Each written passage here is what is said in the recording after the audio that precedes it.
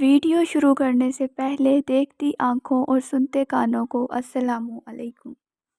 سلطان محمود غزنوی کے زمانے میں شہر میں چوریاں زیادہ ہونے لگیں تو چوروں کو پکڑنے کے لیے شاہ نے یہ تدبیر کی کہ شاہی لباس اتار کر چوروں کا سا پٹھا اور پرانا لباس پہن لیا اور شہر میں گشت کرنے لگے۔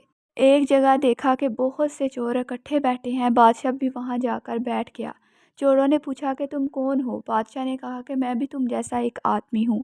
چوروں نے یہ سمجھا کہ شاید یہ بھی کوئی چور ہے۔ انہوں نے کہا کہ ہم لوگ ماہرین فن ہیں، کوئی عام چور نہیں ہیں، تم اپنا کوئی ہنر بتاؤ، اگر تمہارے اندر کوئی ہنر ہوگا تو ہم تمہیں اپنے ساتھ شریک کریں گے ورنہ نہیں کریں گے۔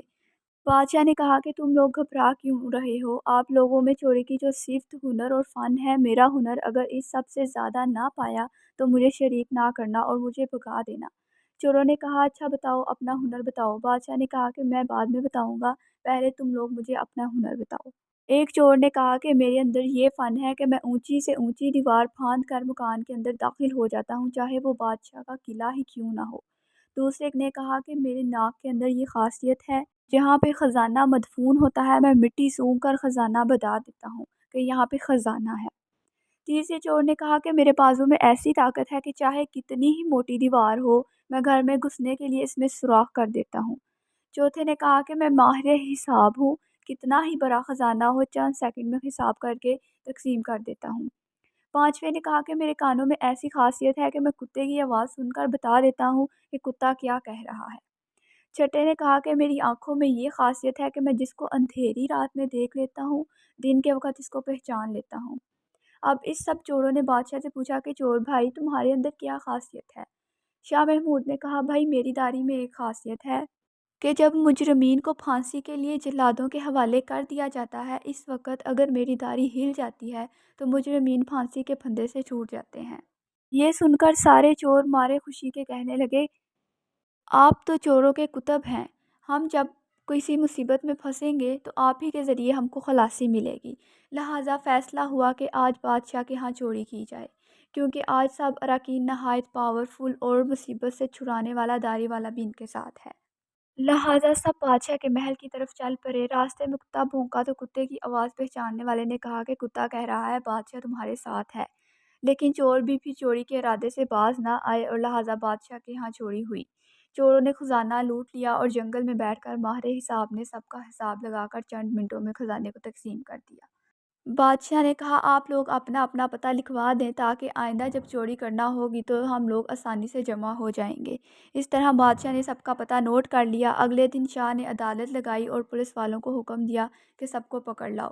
جب سب چور ہتھ کڑیاں ڈال کر حاضر ہو گئے تو بادشاہ صاحب نے ان کو پھانسی کا حکم دے دیا اور کہا کہ اس مقدمے میں کسی گواہ کی ضرورت نہیں کیونکہ سلطان خود وہاں پہ موجود تھا۔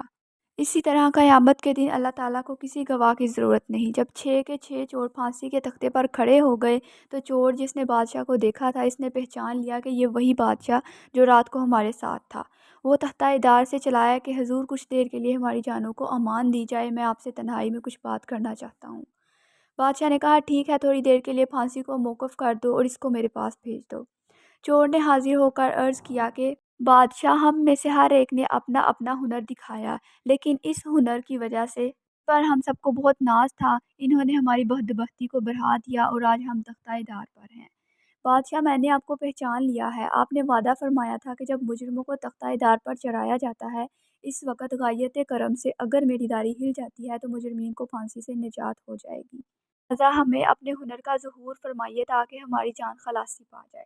مولانا روم فرماتے ہیں کہ سلطان نے کہا تمہارے کمالات ہنر نے تو تمہاری گردنوں کو مبتلا قہر کر دیا تھا، لیکن یہ شخص جو سلطان کا عارف تھا جس نے سلطان کی شناخت کر لی تھی، اس کے صدقے میں تم سب کو رہا کرتا ہوں۔ اس قصے کو بیان فرما کر مولانا روم فرماتے ہیں کہ دنیا میں ہر شخص اپنے ہنر پر ناز کر رہا ہے، بڑے سے بڑا اپنے ہنر پر اپنی بدمستیوں میں مست اور خدا سے غافل ہے، لیکن قیامت کے دن ان کے یہ ہنر کچھ کام نہ آئیں گے اور ان کو مبتلا قہر عذاب کر دیا جائے گا۔ لوگوں نے اس دنیا کے اندھیرے میں اللہ کو پہچان لیا، نگاہ معرفت پیدا کر لی، قیامت کے دن یہ خود بھی نجات پائیں گے اور ان کی سفارش گناہگاروں کے حق میں بھی قبول کی جائے گی۔ مجھے امید ہے آپ کو یہ ویڈیو پسند آئی ہوگی۔ مزید انفارمیٹیو ویڈیوز کے لیے میرے چینل کو سبسکرائب کریں اور اپنا بہت خیال رکھیں۔ ملتے ہیں ایک نئی ویڈیو کے ساتھ۔ اللہ حافظ۔